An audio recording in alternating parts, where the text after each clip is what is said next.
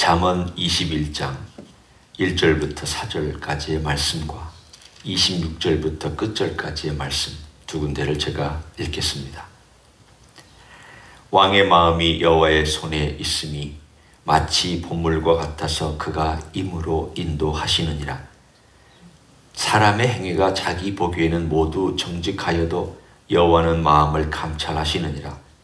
공의와 정의를 행하는 것은 제사 드리는 것보다 여호와께서 기쁘게 여기시느니라. 눈이 높은 것과 마음이 교만한 것과 악인이 형통한 것은 다 죄니라. 26절입니다. 어떤 자는 종일토록 탐하기만 하나 의인은 아끼지 아니하고 베푸느니라. 악인의 재물은 본래 가증하거든 하물며 악한 뜻으로 드리는 것이랴. 거짓 증인은 패망하려니와 확실히 들은 사람의 말은 힘이 있느니라. 악인은 자기의 얼굴을 굳게 하나 정직한 자는 자기의 행위를 삼가느니라. 지혜로도 못하고 명철로도 못하고 모략으로도 여호와를 당하지 못하느니라. 싸울날을 위하여 마병을 예비하거니와 이김은 여호와께 있느니라. 아멘. 잠언을 우리가 읽으면서 지혜 또 어리석음 이 부분에 대해서 우리가 많이 생각합니다. 도대체 지혜는 뭘까? 그리고 지혜롭지 못한 건 뭘까? 계속 반복해서 우리들에게 귀에 못이 박히도록 사실은 이 잠언을 쓴 저자가 강조합니다. 우리는 지혜 그러면 머릿속으로 판단하는 분별력이나 또는 이 세상 살아가는 어떤 지적인 능력을 주로 생각하는 경향이 있습니다. 하지만 성경이 얘기하고 있는 지혜라고 하는 것은 지적인 영역과 우리의 삶의 의지, 감정 다 포함되고 도덕, 윤리 포함되고 뿐만 아니라 심지어는 영적인 데까지도 포함된 그 영역을 지혜라고 얘기를 합니다.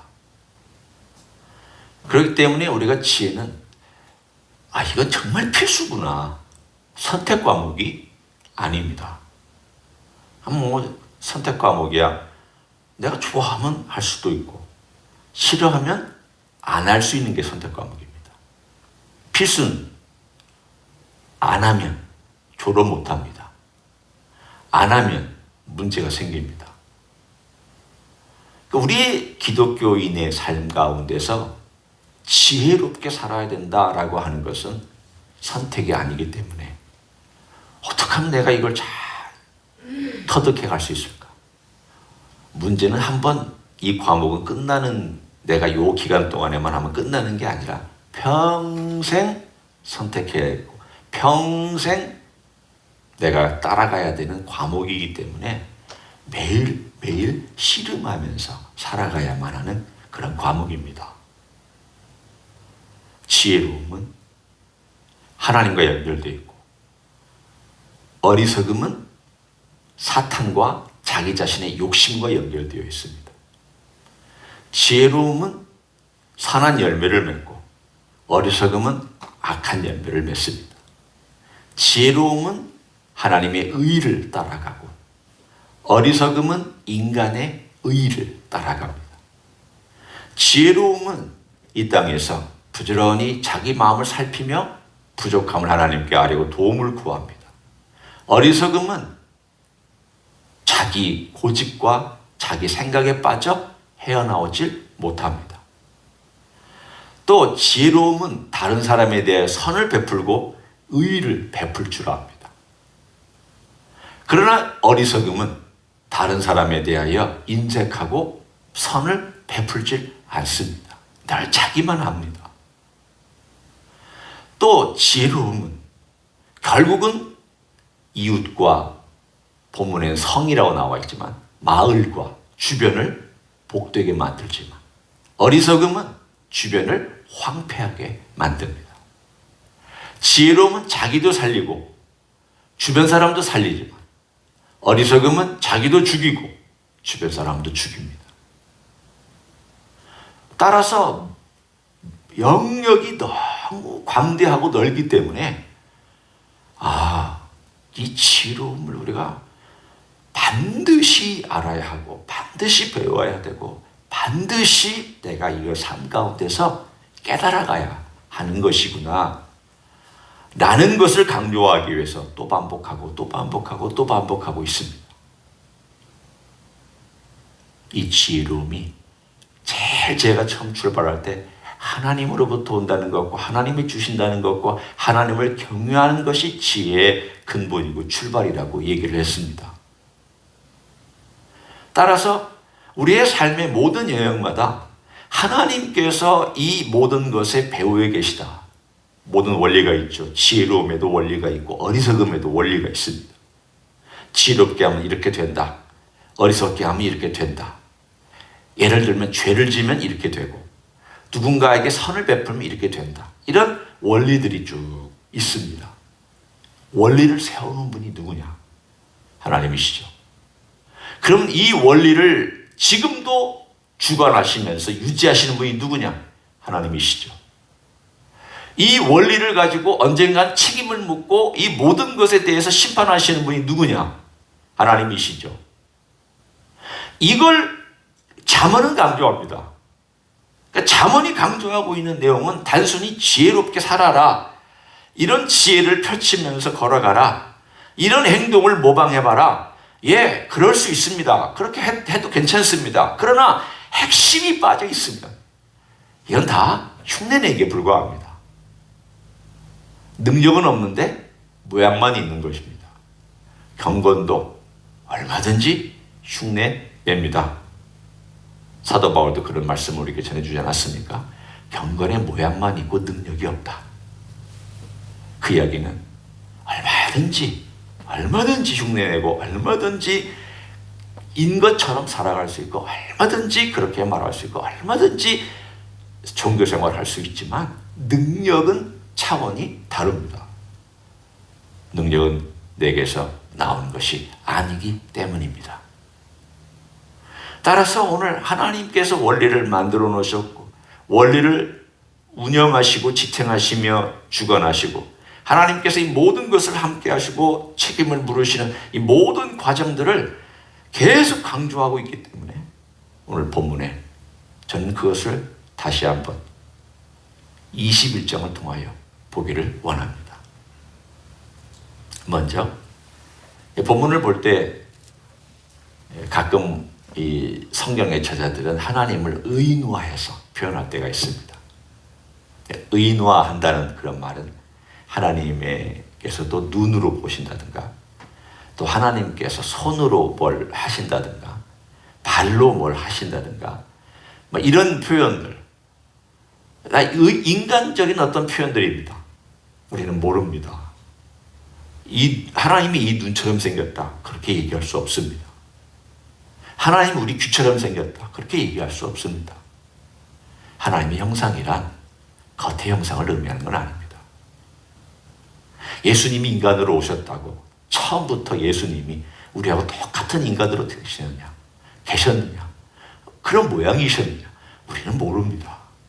그걸 함부로 얘기할 수 없습니다. 그렇게 형상화시킬 수도 없습니다. 다만 예수님께서 이 땅에 인간의 아들로 오셨다. 그래서 우리처럼 인간이 되셨다. 이건 우리가 확실하게 성경이 말씀하는 거니까 알 수 있지만 하나님의 형상에 대해서는 아무도 본 사람이 없습니다. 누구도 그 얼굴을 직접 뵌 사람이 없습니다. 모세도 그 뒤의 영광만 살짝 봤을 뿐입니다. 아무도 모릅니다. 그런 하나님께서 오늘 이 땅 위에 살아가는 이 모든 원리의 내용이 인간화되어서 표현한 것을 이해하기 쉽게 돕기 위해서입니다. 자, 한번 우리가 하나님이 어떤 일들을 하시는지에 대해서 보기를 원합니다. 2절을 한번 보시면 감찰하신다 그랬습니다. 사람의 행위가 자기 보기에는 모두 정직하여도 여호와는 마음을 감찰하시느니라. 여기에 눈이라는 표현을 쓰지 않았지만 이 감찰하신다라는 동사 안에는 눈으로 직접 보고 판단하는 어떤 내용을 담고 있습니다. 따라서 하나님은 사람의 행위의 그 모든 겉의 겉모양을 보는 것이 아니라 깊이 마음속을 들여다보고 계시다. 눈으로 직접 들여다보고 계시다. 12절에도 똑같은 단어를 썼습니다. 의로우신 자는 악인의 집을 감찰하시고 악인을 환난에 던지시느니라. 감찰하신다. 누누이 잠언의 저자인 솔로몬이 강조하는 것은 하나님께서 눈으로 계속 감찰하신다. 지켜보신다. 보고 계신다. 알고 계신다. 하나님은 간접으로 아시는 게 아닙니다. 직접 아십니다. 우리는 직접 아는 지식이 많지 않습니다. 여러분이 직접 눈으로 본 것 이 세상에 얼마나 많습니까? 없습니다. 많지 않습니다. 우리가 사는 기껏해야 이 조그마한 바운더리 그냥 왔다 갔다 하면서 눈으로 보고, 그리고 나머지는 다 뉴스를 통해서 남이 전해주는 장면 보거나 남이 전해주는 말 듣고 살아갑니다. 남이 엉뚱한 장면 전해주면 그게 진짜인 줄 알고 살아갑니다. 뉴스? 가짜 뉴스 얼마나 많고, 소리 들리는 것? 가짜 소리 얼마나 많습니다. 그런데 그 진짜인 줄 알고 살아가고, 그게 인간입니다. 하나님은 직접 감찰하시는 분입니다. 눈이 동원되어 있죠. 뿐만 아니라 하나님은 그분의 손이 동원됩니다. 인간적인 표현입니다. 1절에 보면 그렇게 되어 있는 것을 우리는 볼 수 있습니다. 왕의 마음이 여호와의 손에 있으니 마치 보물과 같아서 그가 임으로 인도하시느니라. 여기에 보물이 있습니다. 물을 담아놓은 큰 그런 땅이 있습니다. 이 물을 어느 쪽으로 터서 줄까? 누구 마음입니까? 이 물주인의 마음입니다.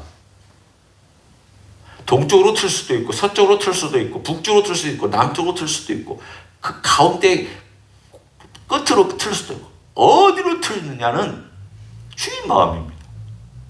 우리가 흔히 쓰는 대로 엿장수가 몇 번 이거 쨍강쨍강 하는 것도 그 엿장수 마음이라고 하는 우리 말에 재미있는 표현이 있는 것처럼 주인의 마음입니다. 특별히 왕이라고 되어 있습니다. 왕의 마음을 움직이시는 분도 하나님의 손이 움직이신다. 마치 보물을 터뜨려서 그 왕의 통치나 방향이 어느 쪽으로 가게 하는지, 이 모든 것들을 운영하시고 개입하시는 하나님에 대한 그 손을 얘기하고 있습니다. 그 손이 얼마나 정교하고, 이 손이 얼마나 능력 있고, 이 손이 얼마나 본인의 의도한 바를 이루어 가시는지에 대한 그 능수능란함을 손으로 표현합니다. 손재주 있는 사람 생각해 보십시오. 얼마나 뛰어납니까? 나는 못하는데 잘하고 있지 않습니까? 그런데 이것을 크게 확대해 보십시오. 하나님의 큰 손, 정교한 손, 역사를 움직여가는 손, 인간의 마음에 속에 있는 것까지도, 모든 통치자들의 마음까지도 그분이 의도한 대로 그 손으로 움직여 가시는다면, 이 손은 도대체 얼마나 위대한 손이길래 그런 것일까? 한번 생각해 보십시오. 와, 하나님의 손이 그런 손이 있구나. 우리 여호와 하나님의 손이 그런 멋진 놀라운 손이구나. 우리가 가진 이 손을 토대로 해서부터 하나님께까지 이걸 적용해 가면서, 내가 잘 모르지만 하나님의 손이 어떻게 생겼는지, 또는 이 손이 있는지 이렇게 되는지 우리는 모르지만, 그러나 그 영광스럽고 존귀한 손이 어떻게 역사를 움직여가는지, 하나님이 개입해 가시는지 우리는 상상할 수 있습니다. 그래서 오늘 본문에 나와 있는 모든 내용들이 다 그런 내용들입니다. 하나님의 손이 어떻게 이 땅을 주관하시느냐. 거기 우리가 아까 읽었던 12절도 그런 표현이 나오지 않습니까? 의로우신 자는 악인의 집을 감찰하시고, 감찰하신다는 내용과 함께 두 번째, 악인을 환난에 던지시느니라. 던진다. 손이 동원되고 있잖아요. 손으로 던지는 그 동사잖아요.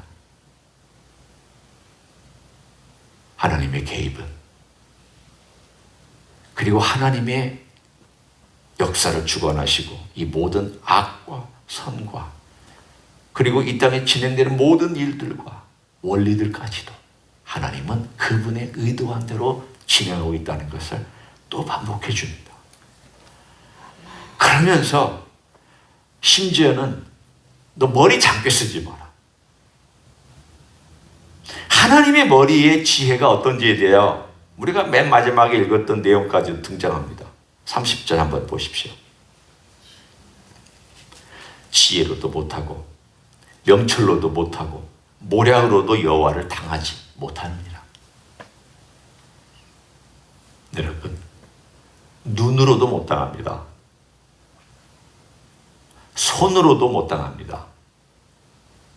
머리로도 못 당합니다. 제가 인간의 기관 세 가지를 오늘 잠언에 나오는 직접적인 표현이나 간접적인 표현을 통해서 세 가지를 동원했습니다. 여러분이 하나님 눈 못 당하시죠? 당연히 네, 그러실 겁니다. 여러분이 하나님의 손 못 당하시죠? 네, 그러실 겁니다. 여러분이 하나님의 머리 못 당하시죠? 네, 그러실 겁니다. 성경은 하나님의 어리석음도 우리보다 훨씬 지혜롭다. 하나님이 어리석으시겠습니까? 눈에 보이는 어리석게 보이는 것을 통해서도 하나님은 우리보다 훨씬 지혜롭게 일하신다는 뜻입니다. 어떨 때는 그런 생각이 들 때가 있습니다. 정말 하나님의 나라에서는 똑똑한 사람이 인정받을까? 아니면 좀 덜 똑똑하지만 하나님을 사랑하는 사람이 인정받을까? IQ 150짜리 그러나 자기 원하는 데 살아가는 사람하고 IQ는 한 100밖에 안 되지만, 죄송해요, 이런 우리가 흔히 쓰는 표현이 100밖에는 안 되지만, 그러나 하나님을 정말 사랑하고 하나님을 의지하고 하나님 없이는 못 사는 그런 사람이 더 인정받을까? 저는 IQ는 좀 떨어져도 이 세상에서 그 주어진 한계 안에서 하나님 의지하려고 하는 사람, 그 주어진 지혜 안에서 그래도 하나님을 따라가려고 하는 사람, IQ 150인 사람이 이 사람 보면 인생으로 저렇게 살 수밖에 없고 돈은 저 정도밖에 못 벌고 왜 저 사람의 능력은 저 정도밖에 안 되고 그렇게 무시할 수도 있지만, 그러나 그 사람이 자기의 한도 안에서 하나님을 최대한 대로 섬기며 살아가고 있고 그래도 깨우치려고 애쓰고 있는 그 사람이 저는 또 오히려 존귀한 사람이라고 생각합니다. 오늘 하나님의 모든 명철, 십자가를 생각해 보십시오. 또 십자가를 생각해 봅니다. 십자가는 정말 어리석은 것처럼 보이는 선택입니다. 가장 어리석은 선택이 십자가였습니다. 그러나 하나님은 이 십자가를 통하여 우리를 구원하시는 하나님의 지혜로 사용하셨습니다. 주님의 보혈은 어떻게 생각하면 가장 끔찍한 것입니다. 그러나 하나님은 이 보혈을 통하여 우리의 피를, 우리의 죄를, 우리의 몸을, 우리의 영혼을 깨끗하게 하는 도구로 사용하셨습니다.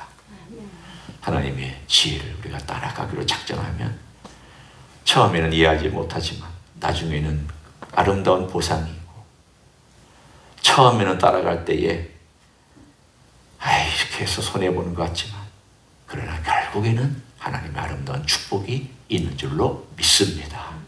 그렇게 살아가는 여러분 되시기를 예수님의 이름으로 간절히 축원합니다. 기도하시겠습니다. 주님, 고맙습니다. 하나님께서 하시는 방식을 우리는 이해하지 못할 때가 참 많습니다. 손해보더라도 나를 의지하고 정직하게 걸어가라. 우리는 원리는 알지만 이것을 실천하기가 너무 어렵고 힘듭니다. 기다릴 줄을 잘 모릅니다. 모든 악과 원수를 내게 맡기라. 분명히 말씀하셨지만 우리는 잘 맡기지를 못합니다. 하나님의 방식을 택하면 하나님께서 책임져 주시는, 나는 원리는 알지만 이 원리를 실천하기가 너무 어렵습니다. 주님, 이제는 이 원리를 알았사오니 이것을 실천할 수 있는 능력도, 기다릴 수 있는 능력도, 소망하며 인내하는 능력도, 허락하여 주시기를 원합니다. 때로는 지혜가 부족하고 판단이 부족해서 갈 길을 모르지만 겸손히 주님께 아뢰고 겸손히 주님을 의지하면서 우리 주님을 깨달아가고 닮아가고 의지하기 원합니다. 오늘 하루도 주님 함께 해주시고 우리의 모든 삶 속에서 간섭하시며 개입하여 주시옵소서.